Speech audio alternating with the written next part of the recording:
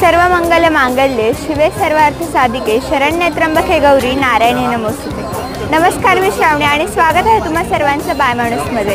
तुम्हाला माहितीच असेल की आपल्या देशभरामध्ये देवीचे एकूण 51 शक्तिपीठ आहेत आणि त्यातला आपल्या महाराष्ट्रामध्ये देवीची 3.5 शक्तिपीठ आहेत आणि त्यातल्याच एका शक्तिपीठस्थळी म्हणजेच कोल्हापूरच्या अंबाबाईच्या दर्शनासाठी आपण आलेलो आहोत। तर चला तर मग आपण अंबाबाईचं दर्शन करूयात।